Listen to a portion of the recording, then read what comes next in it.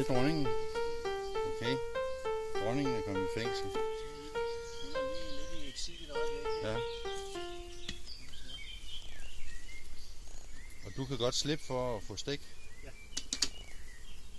Er det fordi, det er en speciel slags bier, der... Det er en blanding af, at jeg holder mig gode venner med dem, og så er de rimelig fredelige. Ja. Det er en skolebegård det her, hvor vi underviser. Ja. Så de er rimelig fredsommelige.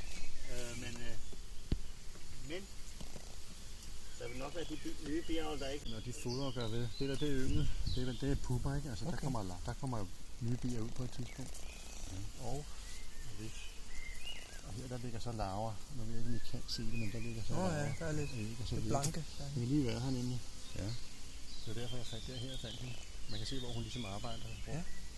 Ej, hvor fantastisk. Så bier, generelt er honningbier et meget fredeligt dyr. Ja. Og så man kan godt røre ved dem og sådan noget. Ja, ja. Man skal ikke glemme dem, og man skal ikke mase dem. Nej. Man skal ikke lave for hurtige bevægelser. Nej. De kan vel også mærke, hvis du er lidt stresset? Ja, altså der er nogle biavl, der er nogen, der aldrig lærer det. Og det kan man kan se det, når de nærmer sig, så bliver de nervøse. Ja.